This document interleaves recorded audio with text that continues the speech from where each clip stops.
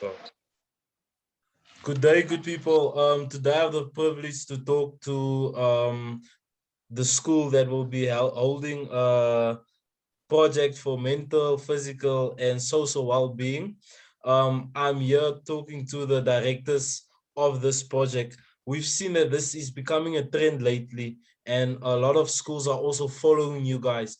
But we need to know from the leaders, from the people that started this, um, why and why did you guys start it?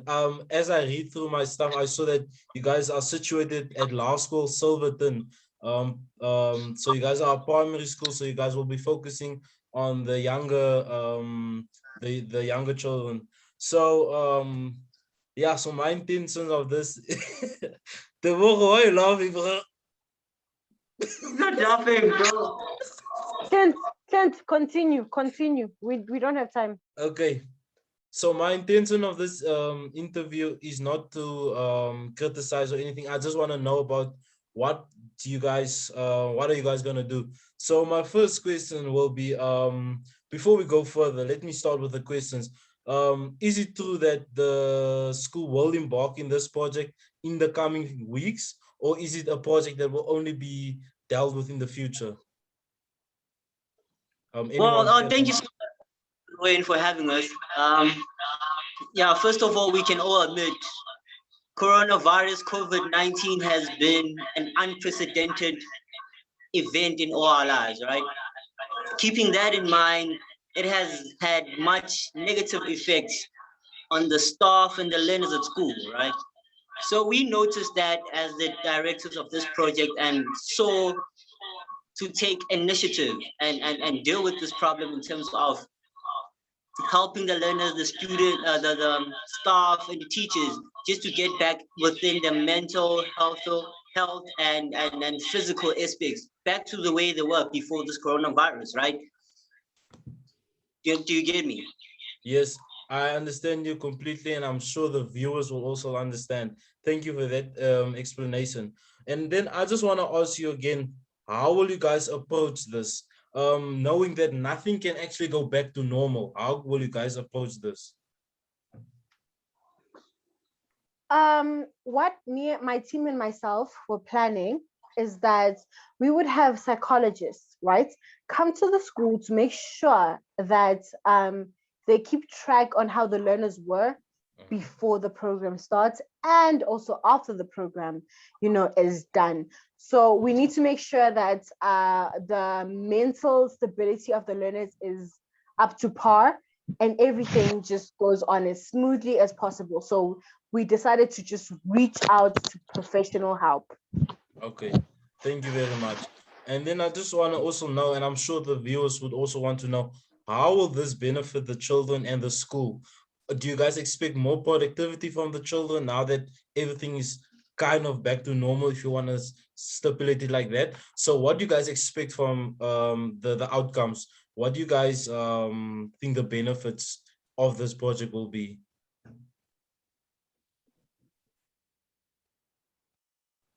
Anyone can answer on the panel.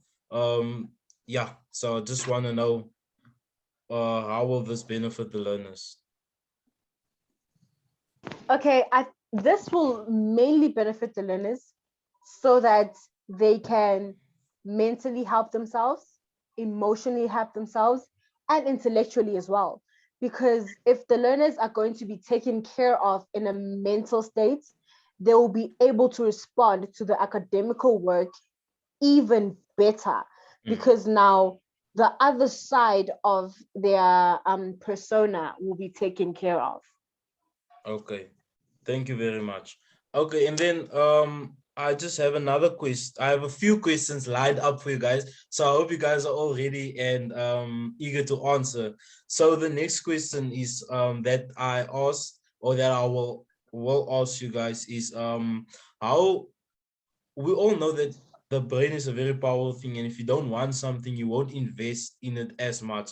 So how did the learners respond to this idea that you guys want to have a project for their mental and physical and social well-being? How did they respond towards this?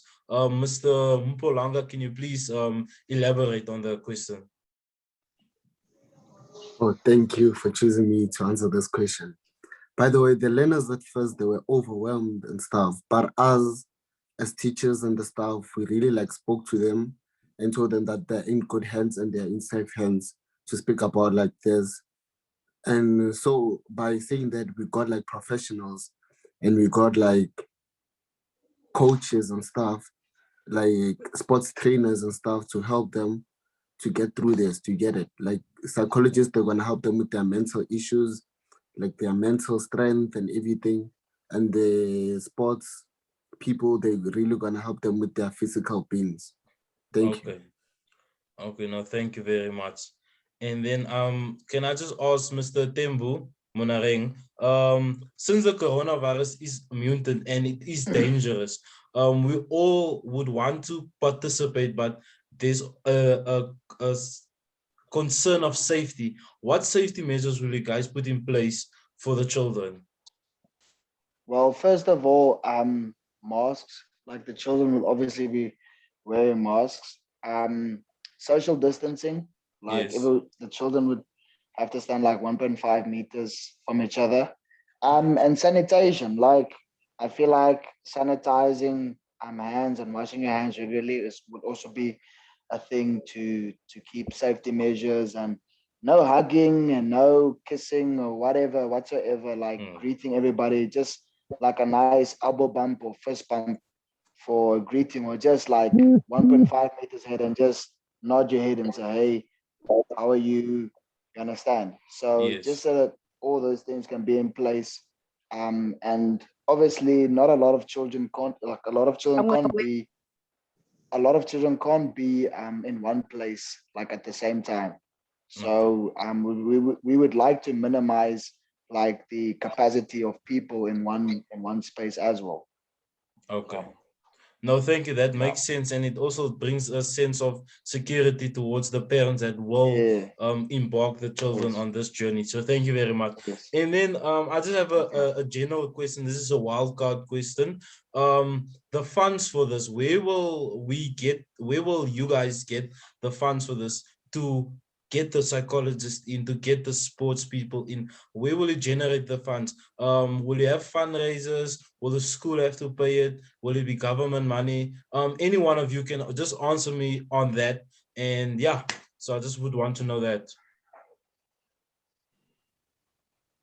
Uh, Yeah. we, as for the funding, where we relied mostly on the fundraising and the donation from nearby companies or businesses, just like the ShopRite donated an amount of money which will assist us, and some food which will assist us in keeping the project going. So the school also gave us a smaller portion of money. They had its own issues. The school management had their own issues to look at other than this project. So we had to rely on all those three sources for income.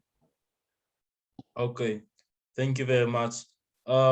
It's always good to know where the funding comes from and how you guys will use that money, because we don't want to see money get misused. And I can, so as I see you guys on the panel, I can see that you guys are intellectual people that will use this for the benefit of the children. And I really appreciate that. And I'm sure the viewers will also appreciate that. So I'm here with my last question for you guys, and this is for Mr. Tebogo.